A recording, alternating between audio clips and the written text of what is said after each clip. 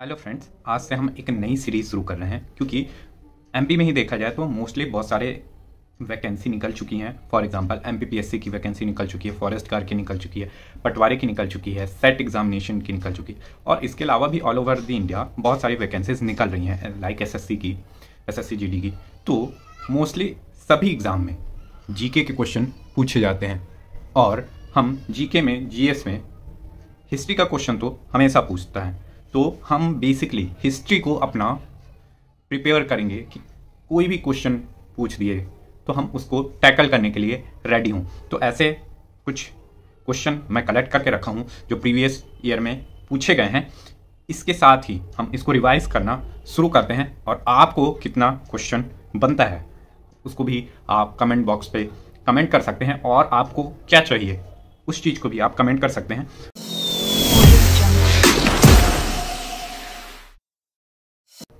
जैसे भी क्वेश्चंस मिलते जाएंगे हम उसको सॉल्व करते जाएंगे और उससे रिलेटेड यदि अपन को कुछ और भी चीज़ें पता होंगी तो उसको भी डिस्कस करेंगे। आज हम कुछ क्वेश्चंस को लेते हैं। ऐसे करते करते हम हिस्ट्री के कम से कम 1000 से 10,000 क्वेश्चन कर लेंगे, जिससे इस पोर्शन से तो हमारा कोई भी क्वेश्चन छूटना नहीं चाहिए। तो चलिए आज शुरू करते हैं हम हिस्ट्री के PYQ से। हम स्टार्ट कर रहे हैं ट्रेडिंग सेंटर्स। जो यूरोपियंस जब इंडियंस में आए तो उनके ट्रेडिंग सेंटर खुले थे। तो बेसिकली जितने भी ट्रेडिंग सेंटर थे उनके कुछ मेन जैसे अपन कहते हैं ना उसका अड्डा वहाँ था, वैसा यूरोपियंस के भी जो मेन ट्रेडिंग सेंटर थे तो वो कुछ थे, तो सबके एक अलग अलग थे। तो अपन स्टार्ट करते हैं पुर्तगीज से, क्योंकि सबसे पहले हमारे यहाँ आए थे पुर्तगीज। कब आए थे? तो 1498 में आए थे। मैंने डेट भी लिख दी है जिससे आपको ईजिली ये चीज़ें समझ आ सके। तो 1498 में आए थे और कौन आया था? तो वास्को डी गामा आया था। ये चीज़ अपन को क्लियर हो गई। सबसे पहले आया था पुर्तगीज। कब आया था? 1498 में आया था। कौन आया था? तो वास्को डी गामा आया था। और इनकी यदि मेन ट्रेडिंग सेंटर की बात करें तो गोवा, कोचिन, दीव, दमन। गोवा 1510 में मिला था, कोचिन भी है और दमन और दीव भी है। सेकंड में बात करें तो सेकंड में ब्रिटिश आए थे। यहाँ पे हमने डच को पहले लिखा है बट ईयर सही लिखा है, आप यदि देखें। सेकंड में ब्रिटिश आए थे। फर्स्ट कौन आया? पुर्तगीज आया। सेकंड में ब्रिटिश आए। कब आए थे? 1600 में आए थे। 1600 में वहाँ एक्ट पास हो गया था, महारानी ने पास कर दिया था, जिसके कारण ब्रिटिश वहाँ से निकले थे 1600 में। और सूरत में उनकी फैक्ट्री बनी थी 1613 में। ये बहुत इंपॉर्टेंट है कि ब्रिटिश की फैक्ट्री पूछती है कि कहाँ बना था, तो सूरत में 1613 में। बॉम्बे में बना था 1668 में। बॉम्बे उनको दहेज में मिला था, डाउरी में। कैसे? जो पुर्तगाल थे, पहले पुर्तगालियों का कब्जा था बॉम्बे में, तो वहाँ की प्रिंसेस की शादी हो जाती है ब्रिटिश के प्रिंस से, तो उनको as a dowry, as a दहेज पुर्तगाली ब्रिटिश एम्पायर को दे देते हैं। तो ब्रिटिश एम्पायर लीज में ईस्ट इंडिया कंपनी, जो ब्रिटिश हमारे यहाँ इंडिया में आई थी, उनको दे देती है 1668 में। तो ये याद रखेंगे, सूरत 1613, बॉम्बे 1668 और मद्रास कब बना था ट्रेडिंग सेंटर? तो 1639 में। यदि आपको क्लियर नहीं दिख रहा हो तो आप कमेंट करके बताइएगा, अपन उन चीज़ों को सुधार सकते हैं। और कलकत्ता बना था 1690 में। तो ब्रिटिश की मेन फैक्ट्री कौन सी थी? सूरत, बॉम्बे, मद्रास और कलकत्ता। तीसरे नंबर पे आते हैं डच। डच कब आए थे इंडिया में? तो डच आए थे 1605 में। डच कब आए हैं? 1605 ईस्वी में। मसूलीपट्टनम में उनकी पहली फैक्ट्री बनी थी। फिर 1610 में पुलिकट में, 1616 में सूरत में, 1641 में बिमलीपट्टनम में और 1653 में चिंसुरा में। तो क्या चीजें अलग हैं? जनरली वही क्वेश्चन पूछता है। तो ये वो पूछेगा चिंसुरा किसका ट्रेडिंग सेंटर था, या बिमलीपट्टनम किसका ट्रेडिंग सेंटर था, और मसूलीपट्टनम पूछता है। तो ये जो चीजें अलग हैं, बाकी तो सूरत कॉमन है, ब्रिटिश में भी कॉमन है, तो जनरली जो चीजें अलग है वो पूछता है। तो चिंसुरा, बिमलीपट्टनम इनको पूछ सकता है। तो ये किसकी ट्रेडिंग सेंटर थी? डच की। इसके बाद आते हैं डेनिश, क्योंकि लास्ट में यहाँ पे थोड़ी सी ऊपर नीचे लिखा है बट आपको याद रखना है कि फिर आए हैं डेनिश और लास्ट में फ्रेंच आ रहा है। तो फ्रेंच की हम लास्ट में बात करेंगे। डेनिश आए थे, डेनिश की बात कर देते हैं। तो इनकी जो दो सबसे इंपॉर्टेंट ट्रेडिंग सेंटर था, 1620 में ट्रैंक्वर बार में खुला था, जो कि तमिलनाडु में है। इसको आप पूछ सकता है कि ट्रंकबार कहाँ था, तो वो अभी प्रेजेंट डे तमिलनाडु में है। और 1676 में सीरमपुर में नई ट्रेडिंग सेंटर खुली थी, जो कि अभी बंगाल में। तो ये चीज़ें याद रहनी चाहिए। यदि आप फ्रेंच की बात करें अपन, जो कि सबसे लास्ट में आए थे, यदि ये क्वेश्चन भी पूछता है कि ऐसी कौन सी यूरोपीय कंपनी थी जो इंडिया में सबसे लास्ट में आई थी, तो सबसे लास्ट में आए हैं फ्रेंच। कब आए हैं? तो 1664 में। ये आप डेट मेंशन है, आप लिख लीजिएगा कि 1664 में फ्रेंच आए थे। चलिए, ये तो हमने ट्रेडिंग सेंटर की बात कर ली। अब मैं कुछ क्वेश्चन कलेक्ट करके लाया हूं जो आप लोग नहीं सुने होंगे, वैसे मोस्टली सुने हैं लेकिन कुछ तो अलग होंगे। तो पहले अपन क्वेश्चन पढ़ेंगे फिर उसके आंसर। तो what is lag bag? Lag bag क्या होता है? क्या आपको पता? लैग बैक एक प्रकार का टैक्स होता है। तो पहले मैं इसको इंग्लिश में बता देता हूं, फिर हिंदी में भी बता दूंगा जिससे किसी को प्रॉब्लम ना हो। इट इज द सेस और duty that peasant of Rajasthan had to pay for the fulfilment of the treaties. ये एक प्रकार का कर था या टैक्स था जो कि जो राजस्थान के किसान थे वो अपने यहाँ के शासक को पे करते थे, दिया करते थे। या ईस्ट इंडिया कंपनी जब आई तो उनको गवर्नर थे, उनको कह सकते हैं। लेकिन यदि कभी भी क्वेश्चन पूछे लैग बैक क्या था तो आपके दिमाग में हिट करना चाहिए ये एक प्रकार का टैक्स था जो कि कौन देते थे, तो पीजेंट देते थे। पीजेंट मीन्स किसान देते थे। तो ये चीजें याद रहनी चाहिए। अब सेकंड क्वेश्चन में आए तो फ्रेंच जो ईस्ट इंडिया कंपनी थी उसको फॉर्म किसने किया था। जनरली हम ये याद कर लेते हैं कि फ्रेंच ईस्ट इंडिया कंपनी आई इंडिया में, कब आई, 1664। लेकिन इसको फॉर्म कब किया गया था, तो फ्रेंच ईस्ट इंडिया कंपनी को फॉर्म किया गया था जीन कोलबर्ट। ये नाम याद रखिएगा, जीन कोलबर्ट। जीन कोलबर्ट ने फ्रेंच ईस्ट इंडिया कंपनी को स्थापित किया था। और ये किसके टाइम पे स्थापित हुआ था, तो किंग लुइस 14, ये जो चार्टर था वो पास कौन किया था, ये चीज आपको पता होना चाहिए। तो ये पास किया गया था किंग लुइस 14 के द्वारा। और जो पहले गवर्नर जनरल थे फ्रेंच ईस्ट इंडिया कंपनी के, वो कौन थे, तो फर्स्ट गवर्नर जनरल थे फ्रांसकोइस डी लाफाये। ये हमारे पहले गवर्नर जनरल थे। तो हमने एक क्वेश्चन के अंदर 3 क्वेश्चन कंप्लीट कर लिया आपने कि ईस्ट इंडिया कंपनी जो फ्रेंच की थी उसको किसने फॉर्म किया, तो जीन कोलबर्ट। कौन से किंग थे उस समय, तो लुइस 14। और कौन पहला गवर्नर जनरल था, तो Francois de Lafaye. Okay, next question पे चलें। जो रॉबर्ट क्लाइव था ना, तो Robert Clive accept Diwani rights of Bihar, Bengal and Orissa in which year. मतलब कि जो रॉबर्ट क्लाइव था उसको बंगाल, बिहार और उड़ीसा की दीवानी राइट्स कौन से साल में मिली थी, तो इसका सही आंसर है 1765 में।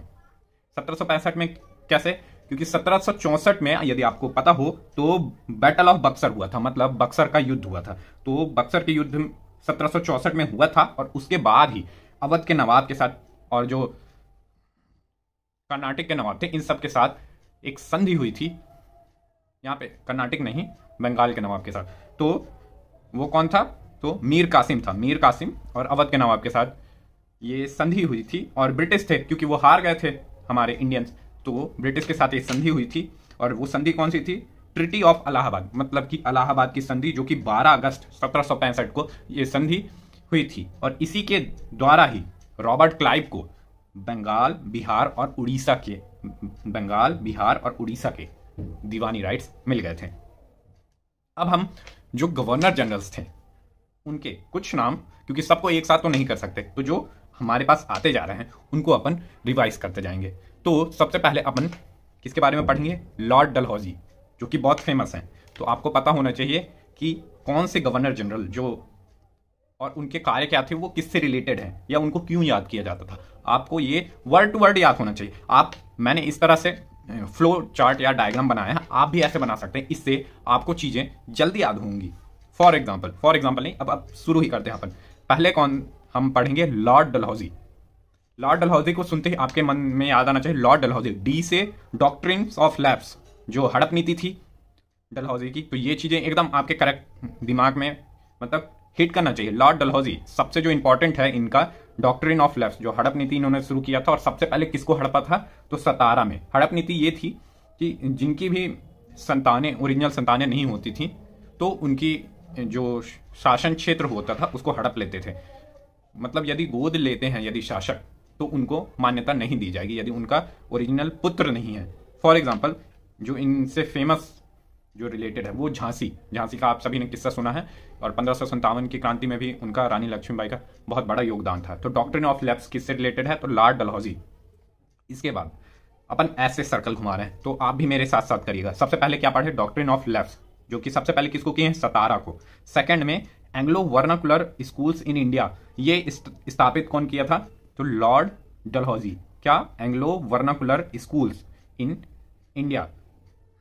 एंग्लो वर्नाकुलर स्कूल्स का कहना का मतलब है कि जो वहां की अंग्रेजी पढ़ाई थी वो इंडियन स्कूल में पढ़ाना स्टार्ट कब किया गया, किसके टाइम पे, तो लॉर्ड डलहौजी के टाइम पे। लॉर्ड डलहौजी का फेमस जो योगदान है वो रेलवेज, ये तो याद ही रखिएगा कि रेलवेज किसके टाइम आया था। तो जो कुछ चीजें बहुत इंपॉर्टेंट है जैसे डॉक्ट्रिन ऑफ लैप्स, फिर रेलवेज किसके टाइम आया, डलहौजी के टाइम पे।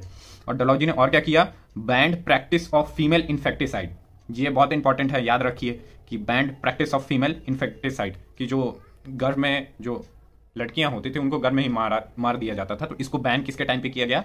डलहौजी के टाइम पे। चलो कुछ तो एक अच्छा काम किया। उसके बाद टेलीग्राफ भी डलहौजी के टाइम आया है। इसके अलावा लॉर्ड डलहौजी ने भारत में इंजीनियरिंग कॉलेजेस भी खोले हैं, तो ये भी बहुत इंपॉर्टेंट है, हमको पता होना चाहिए। यदि क्वेश्चन में पूछ दिया कि इंजीनियरिंग कॉलेज किसके टाइम पे खोला गया, तो लॉर्ड डलहौजी के टाइम पे।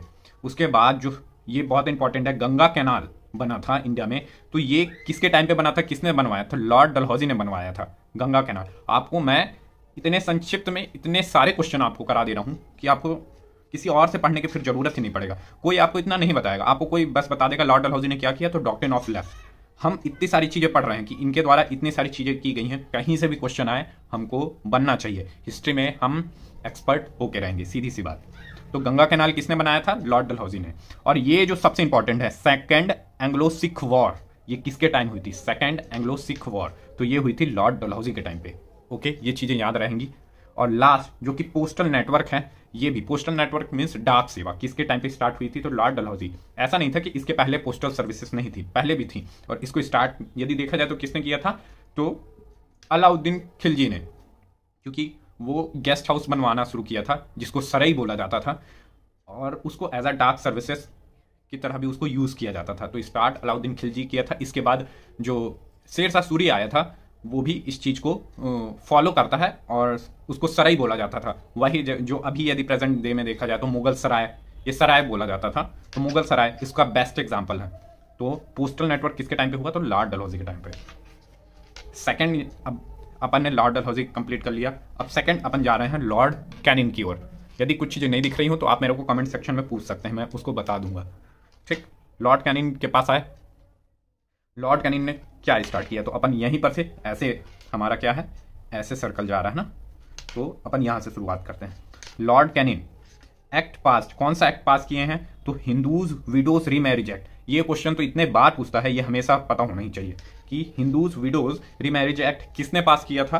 तो लॉर्ड कैनिन ने, कि जो विधवाओं की दोबारा शादी होने की प्रथा, ये एक्ट पास किया गया था किसके द्वारा? कैनिन के द्वारा। और कब पास किया गया था? तो 1856, विच डेट आप नोट कर लीजिए, 1856 में हिंदूज विडोज रीमैरिज एक्ट पास हुआ था। इसके बाद डॉक्ट्रिन ऑफ लैप्स किसके टाइम पे हटाया गया था?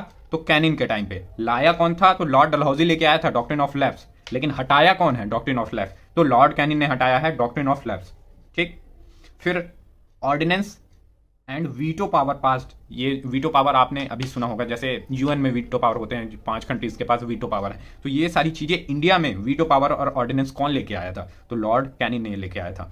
रिवॉल्ट ऑफ 1857, ये क्वेश्चन तो पूछ ही सकता है कि जब भारत में 1857 की क्रांति हुई तब कौन थे हमारे गवर्नर जनरल? तो वो लॉर्ड कैनिन। ठीक, इसके बाद अपन ये जो कि बहुत इंपॉर्टेंट है, इनका पता होना चाहिए, लॉर्ड रिपन। तीसरे हम लॉर्ड के बारे में पता, गवर्नर जनरल के बारे में पढ़ रहे हैं, तो आपको ये सारी चीजें पता होना चाहिए। गवर्नर जनरल या वायसराय, एक्चुअली वो वायसराय बोला जाता है, बट वायसराय के आगे भी ये गवर्नर जनरल ही लिखा होता है, उनकी पोस्ट गवर्नर जनरल की ही थी और आगे वायसराय लिखते थे। तो अब अपन किसकी बात करेंगे? Lord Ripon. ये बहुत इंपॉर्टेंट है, इसीलिए इतना जो दिख रहा है ना, ये सारे वर्क इन्हीं के टाइम पे हुए हैं, तो ये इंपॉर्टेंट है, इनको पढ़ना बहुत जरूरी है। तो लॉर्ड रिपन की बात करें यदि, तो ये वायसराय बने थे 1880 से 1884। ये बहुत महत्वपूर्ण कार्यकाल है, क्योंकि अपन जैसे ये शुरू करते हैं फिर मैं आपको सारी चीजें बताते जाता हूँ। वायसराय थे 1880 से 1884 के बीच। कौन? Lord Ripon. इन्होंने जो सबसे पहले अपन बात करते हैं इनकी कार्य की, तो इल्बर्ट बिल जो कि 1884 में लाया गया था। ये क्या था? इल्बर्ट बिल 1884, जो कि कंट्रोवर्सी हो गई थी। हुआ ये था इल्बर्ट बिल में कि इसके द्वारा जो भारतीय जज थे, जज समझ रहे हैं ना, जो न्यायालय में जज बैठते हैं, तो वो जज अब यूरोपियंस के ऊपर भी मुकदमा चला सकते थे। तो ये तो इंडियंस के लिए बहुत सही था कि हमको भी अब पार्टिसिपेट किया मतलब शासन में हमको भी पार्टिसिपेशन मिल रहा था। तो ये भारतीयों के लिए तो बहुत बड़ी बात थी कि भारतीय जज अब यूरोपियंस के ऊपर भी मुकदमा चला सकते हैं। लेकिन जो यूरोपियंस थे उनको ये बात पसंद नहीं आई कि कोई भारतीय तुच्छ लोग हमारे ऊपर कैसे मुकदमा चलाएंगे, वो काले लोग गोरे के ऊपर कैसे मुकदमा चला सकते हैं। ये सारी चीजें कंट्रोवर्सी में आने लग गई और इसी को फिर बाद में वापस ले लिया गया था। बट ये मुहिम लॉर्ड रिपन के द्वारा की गई थी कि भारतीयों को भी मौका दिया जाए, बट कंट्रोवर्सी हो गई इसके कारण और यूरोपियंस गुस्सा आ गए और इल्बर्ट बिल को ले लिया गया। तो इल्बर्ट बिल पूछता है कि ये किससे रिलेटेड है, तो आपको बताना है कि ये जुडिशरी से रिलेटेड है। इसके बाद आता है वर्नाकुलर प्रेस एक्ट। ये आया था 1882 में। तो ये वर्नाकुलर प्रेस एक्ट लगाया नहीं गया है, हटाया गया है। वर्नाकुलर प्रेस एक्ट था कि आप कुछ भी ऐसे मतलब आपको फ्रीडम नहीं है कुछ भी छापने की, या आप गवर्नमेंट के खिलाफ कुछ भी गलत सलत नहीं छाप सकते। यदि बोलेंगे तो बैन कर दिया जाएगा, आपका प्रिंटिंग प्रेस बंद कर दिया जाएगा। तो ये वर्नाकुलर प्रेस एक्ट को हटाया कौन था? तो लॉर्ड रिपन हटाए थे। कब रिप्लेस किए हैं? तो 1882 में। लॉर्ड रिपन को माना जाता है father of local self government. यदि लोकल सेल्फ गवर्नमेंट की बात आएगी तो आपके दिमाग में एक ही चीज आना चाहिए, लॉर्ड रिपन। इन्होंने स्टार्ट किया था लोकल सेल्फ गवर्नमेंट, और यहीं पर से फिर मद्रास में ये सारी चीजें शुरू होती हैं। इसके बाद हंटर कमीशन, 2 हंटर कमीशन है। एक ये हंटर कमीशन जो कि एजुकेशन से रिलेटेड है, और एक हंटर कमीशन 1919 में आया है। तो दोनों का कॉन्सेप्ट अलग अलग चीज है, तो आपको पता होना चाहिए। जो लॉर्ड रिपन वाला हंटर कमीशन है वो एजुकेशन रिफॉर्म्स के लिए था, कि पढ़ाई के लिए था लोगों के लिए। तो ये आया था 1882 में। तो दोनों हंटर कमीशन यदि पूछे तो क्वेश्चन पे डिपेंड करता है कि क्वेश्चन क्या पूछा है, सॉरी, तो उसके हिसाब से आपको जवाब देना है।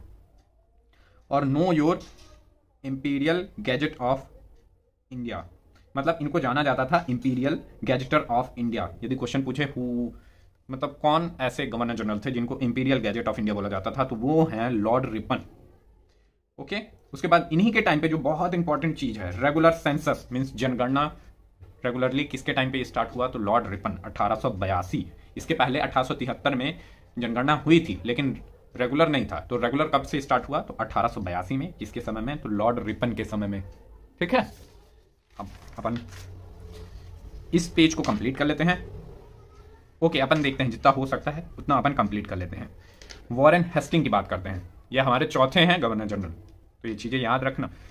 चौथे हैं Warren Hastings. First governor general of Bengal Warren Hastings बने थे। और कब बने थे? तो 1773 में। ये चीजें याद रखना। First governor of Bengal 1773। कौन थे? वॉरेन हेस्टिंग थे। इन्होंने अबॉलिश किया था dual administration system. Dual administration system लाया किसने था?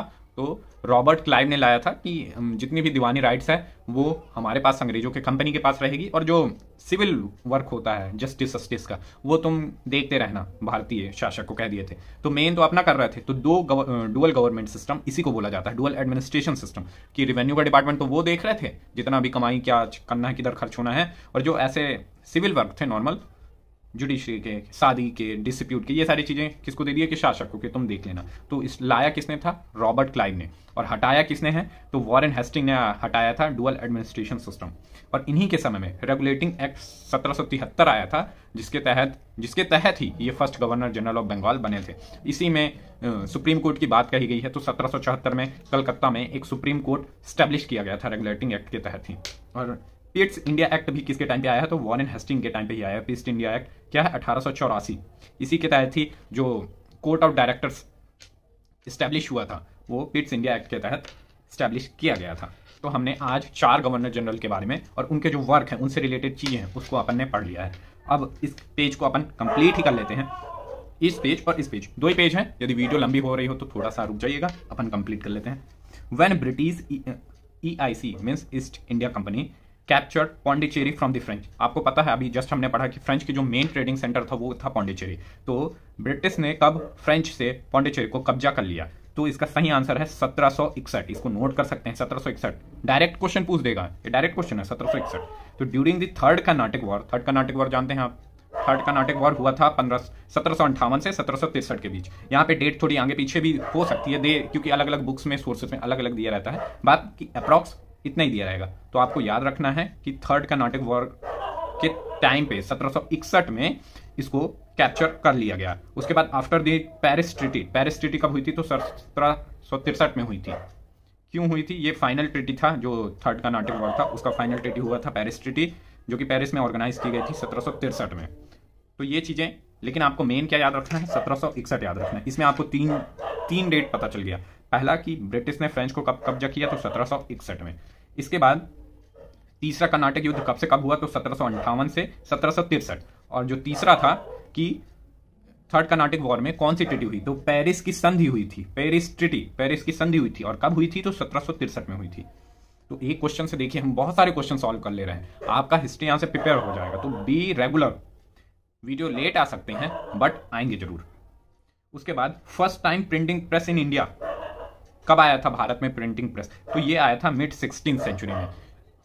और कौन लेके आए थे? तो पुर्तगीज मिशनरीज, यदि पुर्तगीज मिशनरीज की बात करें तो वो गोवा में आए थे मिड 16th सेंचुरी में, मतलब 1550 1540, मिड 16th सेंचुरी यही कहलाता है। तो सबसे पहले गोवा में ना, गोवा याद रखना है, पुर्तगीज मिशनरीज ने by 1774 they printed around 50 books in Konkani and Kanara language. किस किस लैंग्वेज में? तो देखो हम मिड 16th सेंचुरी की बात कर रहे हैं, मतलब 1540-50 के करीब, वहां से लेके मतलब करीब 100 ईयर्स 1664 तक उन्होंने 50 बुक प्रिंट कर दिए थे। किस लैंग्वेज में प्रिंट किए थे? तो कोंकणी। ये चीज याद रखना है कि पूछ सकते हैं, आजकल जितना डीप हो सके उतना डीप क्वेश्चन पूछ रही है गवर्नमेंट या जो ऑर्गेनाइज करा रहे हैं हमारे एग्जाम्स। तो पूछ सकता है कि जो पहला प्रिंटिंग प्रेस था उसमें जो बुक्स छापी गई थी वो किस लैंग्वेज में छापी गई थी? कोंकणी लैंग्वेज में और कन्नड़ा लैंग्वेज में। ये दोनों लैंग्वेज आपको याद रखना है। उसके बाद आगे बढ़ते हैं।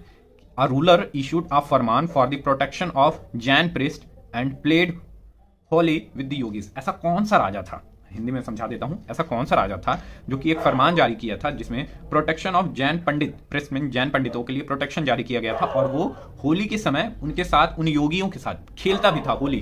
तो इसका आंसर है मोहम्मद बिन तुगलक।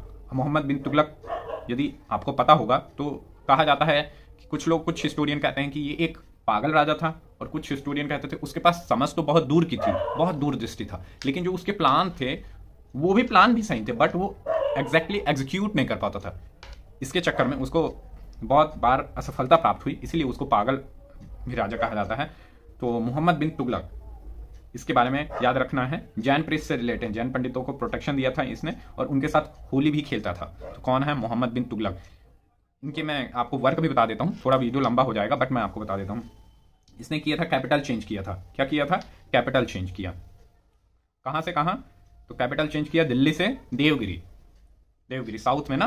क्यों किया था? ये सोचा कि नॉर्थ वेस्ट जो इंडिया है अपन का, ऐसे ठीक है, जो भी है रफ वर्क बना रहा हूँ, ये जो नॉर्थ वेस्ट एरिया है यहाँ से अटैक होता था और दिल्ली यहीं पे है, तो ये सोचा कि बार बार अटैक हो रहा है तो दिल्ली यहाँ से अपन ने देवगिरी यहाँ कर लिया, तो ये दूर पड़ेगा, बाकी हम यहाँ पे अपनी आर्मी डिप्लॉयड कर देंगे। तो उसका मानना ये था, तो उसने कैपिटल चेंज किया, बट ये एट द एंड ये फेल हो जाता है। अब इसको आपको डिस्क्राइब बाद में बताएंगे कि क्या क्या किया। पहला क्या किया? कैपिटल चेंज किया। दूसरा टोकन करेंसी इशू कर दिया, और टोकन करेंसी इशू किया तो लोग नकली टोकन करेंसी बनाने लगे, तो इतना ज्यादा टोकन करेंसी हो गया। जानते हो ना कि जब बहुत ज्यादा लिक्विडिटी आ जाती है तो इन्फ्लेशन आने लग जाता है, तो वो भी फेल हो गया, तो टोकन करेंसी भी फेल। तो उसने पूरे सारे टोकन करेंसी को अपने लिए और अपने राज्य के जो खजाना था उससे सोना बांट दिया, तो उसका राज्य का खजाना भी खत्म हो गया। तो टोकन करेंसी, कैपिटल, ये बहुत इंपॉर्टेंट चीज है जो कि किसके टाइम पे? मोहम्मद बिन तुगलक। तो ये चीजें याद रखनी है। उसके बाद वर्क ऑफ आमिर खुसरो। आमिर खुसरो का नाम आपने बहुत सुना होगा, तो इसके अब जो वर्क है उसको देख लेते हैं क्या क्या लिखा है। इतनी चीज आपको कहीं भी नहीं मिलेगी, तो मैंने जो संग्रह करके रखे हैं तो आप देख लीजिए। मतला उल अनवर पहली बुक है। मतला उल अनवर किसने लिखा? आमिर खुसरो। इन्हीं के दो और हैं, दूसरा खजीन उल फुतुह और तीसरा है किरण उ सैदीन। तो आपको तीनों बुक पता होनी चाहिए, पहला, दूसरा और तीसरा। ये किसके वर्क है? आमिर खुसरो के। आमिर खुसरो से जनरली क्वेश्चन पूछता ही है, तो आप उनको देख सकते हैं। अब नेक्स्ट क्वेश्चन देखते हैं। जवानी उल हिकायत, ये क्या चीज है ना? ये जो बुक है और इसको लिखा किसने है? तो Jawami ul Hikayat was written by author Nuruddin Mohammad Aufi. ये नाम याद रखिएगा, किसके साथ है? जवानी उल हिकायत किसने लिखा है? नूरुद्दीन मोहम्मद औफी। और ये आई विटनेस बुक है, सबसे इंपॉर्टेंट आई विटनेस बुक है। तो किस चीज की आई विटनेस है? Account of military operation conducted by the Iltutmish with Qabacha. आपको कबाचा पता होगा, जब इल्तुतमिश जब शासनकाल में आया तो कबाचा अटैक करना चाह रहा था, तो जब उन दोनों के बीच युद्ध हुआ था 1227 ईस्वी में, तो इसका जो आई विटनेस था वो थे नूरुद्दीन मोहम्मद औफी, और इन्होंने लिखा है जवामी उल हिकायत। तो ये बहुत इंपॉर्टेंट है, आपको ये चीजें कहीं नहीं मिलेंगी, ये याद रखिएगा। शलार मशूद गाजी, ये मत सोचिएगा कि कहीं से भी करा रहे हैं, बट आपको क्वेश्चन मिल रहे हैं और उससे रिलेटेड आपको बहुत सारे फैक्ट्स भी मिल रहे हैं, तो आपको ये चीजें पता होना चाहिए। सलार मशूद गाजी कौन थे? तो ये फिरोज शाह तुगलक के सपने में आए थे, ये संत थे, तो इनके बारे में